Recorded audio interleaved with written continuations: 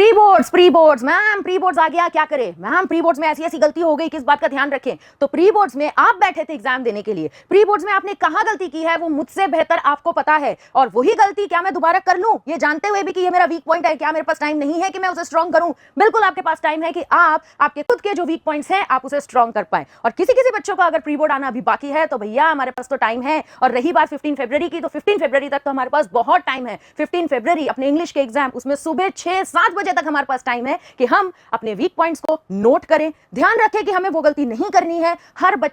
हर बच्चे के पास वही 3 घंटे हैं बच्चे, हर बच्चे के पास वही 3 घंटे हैं, हर बच्चे के पास वही 1.5-2 महीने हैं कि चीजों को कैसे प्रिपेयर करें। अब प्रिपेयर कितना करना है, खुद को अंडर कॉन्फिडेंट नहीं रखना है, खुद को ओवर कॉन्फिडेंट भी नहीं बनाना है, बिल्कुल बस एक नॉर्मल स्टेज में रहना है। और सबसे इंपॉर्टेंट बात है ये माननी है कि I am possible, I am positive, I can do it, मैं कर सकता हूं या मैं कर सकती हूं। अब सबसे इंपॉर्टेंट बात है कि आपको यह पता होना चाहिए कि जब हमारा 80 मार्क्स का पेपर है वो ऐसे 3 पार्ट्स में डिवाइड होता है, 20, 20 एंड 40। अगर मेरा लिटरेचर बहुत स्ट्रांग है, अगर मैंने लिटरेचर के सारे चैप्टर्स अच्छे से पढ़ रखे हैं, सारे चैप्टर्स में से भी मैं ये कहती हूं कि हर बुक में से अगर अपना एक एक चैप्टर भी वीक है तो अभी टाइम नहीं है इतना कि हम उस वीक चैप्टर को स्ट्रांग बनाएं, लेकिन जो स्ट्रांग है उसे स्ट्रांगर तो बना सकते हैं ना, राइट? तो अभी हमें पता है कि मेरा लिटरेचर अगर स्ट्रांग है, 5 उंगलियां बराबर नहीं है, तो किसी का लिटरेचर स्ट्रांग है, किसी का ग्रामर स्ट्रांग है, किसी का राइटिंग सेक्शन स्ट्रांग है, और किसी को अनसीन पैसेजेस में मजा आता है। तो अपना जो जो स्ट्रांग पॉइंट है उस हिसाब से हम पहले 15 मिनट के जो रीडिंग टाइम मिलता है वहां पे ये एनालाइज करेंगे कि सारे क्वेश्चन पेपर को, पूरे क्वेश्चन पेपर को हम एक बार अच्छे से पढ़ ले। पढ़ते ही आइडेंटिफाई हो जाएगा कि अरे ये मुझे आता है, टिक टिक टिक टिक टिक। सबसे पहले 15 मिनट के बाद बेल बजते ही मैं ये वाला क्वेश्चन करने वाला हूं। अब रही बात लिटरेचर की, तो मेरा लिटरेचर अगर स्ट्रांग है, मेरे पास सारे चैप्टर की पूरी थ्योरी है, सारा नॉलेज है, तो मैं तुरंत लिटरेचर कर सकता हूं। हाँ, लिटरेचर में अगर जाओगे और अगर इमोशंस में बह जाने की आदत है तो वर्ड लिमिट क्रॉस हो जाएगा, तो हमको उसका ध्यान रखना है। अपनी गलतियां, अपने फ्लॉज सबको पता है कि हमें वर्ड लिमिट का ध्यान रखना है। रही बात ग्रामर की, तो ग्रामर में मेरा एरर करेक्शन स्ट्रांग है, मेरा रिपोर्टेड स्पीच स्ट्रांग है, मुझे डिटर्मिनर्स सारे आते हैं, मुझे ये पता है कि एवरी कहां लगेगा, ईच कहां लगेगा। यस, मेरा ग्रामर स्ट्रांग है, तो मैं पहले ग्रामर में जाऊंगी। हाँ, ग्रामर में अपने को 12 क्वेश्चन में से 10 क्वेश्चन करने। अगर अपन को लगता है कि 12 में से 10 है, 10 में से मुझे तो 7 आते हैं, अभी 3 डाइसी है, तो एक काम का ध्यान रखना कि 7 क्वेश्चन अगर आपने कर लिए वहां पे, तो 3 के लिए स्पेस छोड़ देना। ये भी गलती कई बच्चे कर देते हैं कि 7 क्वेश्चन तो कर लिया, अब 3 क्वेश्चन को हम बाद में कर लेंगे पीछे कहीं जाके, वो गलती नहीं करेंगे। दूसरी बात, अपनी राइटिंग का ध्यान रखेंगे, नीट एंड क्लीन हैंडराइटिंग रखेंगे। हाँ, नीट एंड क्लीन हैंडराइटिंग के मैम नंबर तो नहीं मिलते, नंबर नहीं मिलेंगे, लेकिन अगर ढंग से वो लेजिबल ही नहीं हुआ, टीचर को समझ में ही नहीं आया, एग्जामिनर के पल्ले ही नहीं पड़ा कि आपने लिखा क्या है, तो नंबर तो कटेंगे ना। तो सही लिखने के, आई मीन साफ सफाई से लिखने के एक्स्ट्रा नहीं मिलेंगे, लेकिन गलत लिखोगे और मेरे समझ ही नहीं आया तो नंबर तो कटेंगे। तो उसका ध्यान रखें। इसीलिए मैंने कहा 5 उंगलियां बराबर नहीं, इसी तरह हर बच्चा बराबर नहीं, हर बच्चे को पता है मेरी गलती कहां होती है, वही एनालाइज करो। प्री बोर्ड से वही चीज सीखो। क्यों होते हैं 2-2, 3-3 प्री बोर्ड? इसीलिए होते हैं ताकि हमें पता पड़ जाए कि हमारी गलती कहां होती है, राइट? उसके बाद बात करते हैं अनसीन पैसेज की। मैम अनसीन पैसेज तो मेरे नहीं आता है एग्जाम में, मेरे नहीं आता का मतलब कि मुझे एग्जाम में पढ़ले ही नहीं पड़ता कि अनसीन पैसेज है क्या। क्यों नहीं पढ़ता? क्योंकि हमने अनसीन पैसेजेस की प्रैक्टिस ही नहीं की।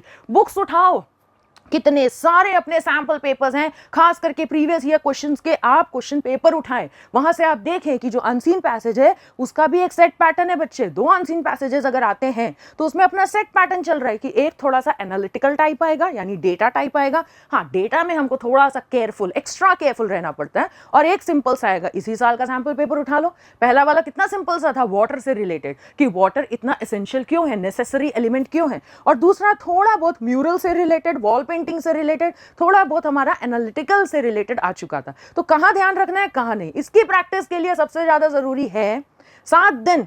7 दिन में से 7 दिन नहीं हो सकता, 4 दिन कर लो, 3 दिन कर लो। मैं कहती हूं शुरुआत 2 दिन से कर लो। पहले हफ्ते के अंदर 2 दिन करो, दूसरे वीक के अंदर आप 3 दिन करो, फिर 4 दिन करो। एक अनसीन पैसेज अगर उठा लिया, एक अनसीन पैसेज को डिटेल में पढ़ लिया, उसका पैटर्न देख लिया, वो भी ऐसे रैंडम नहीं, प्रीवियस वाले पेपर से, प्रीवियस अपना क्वेश्चन पेपर से, सैंपल पेपर से, वहां से जैसे ही हमने अनसीन पैसेज उठाए, एक एक चीज को रैंडमली देखा हमने कि अच्छा यहाँ पे ऐसे है, किस टाइप के क्वेश्चन आ रहे हैं, और इसमें भी तरीका है। कई बच्चे सोचते हैं, मैं अपना बता देती हूँ कि कई बच्चे सोचते हैं कि पहले क्वेश्चन पढ़ लो फिर चलो पैसेज पढ़ने। नहीं, पहले पैसेज देखो फिर क्वेश्चन देखो, क्योंकि अल्टीमेटली आपको पैसेज तो पढ़ना ही पड़ेगा। डायरेक्ट अगर लिखा है कि पैराग्राफ नंबर 2 से आंसर मिल जाएगा तो कई बार वो 1 को लिंक कर रहा होता है या आगे जाके 3 में थोड़ी बहुत बातें बता रहा होता है। हाँ, क्या गलती करते हैं? गलती ये करते हैं कि हम अनसीन पैसेज उठाते हैं और एज इट इज सोचते हैं पैराग्राफ को उठा लो नीचे आंसर चिपका दो। नहीं, ऐसा नहीं करना है। हम अब बड़े बच्चे हैं, 10th में आ चुके हैं, हमें इतना पता है कि हमें थोड़ा सा कॉन्सेप्चुअल चीजों को लेके करना है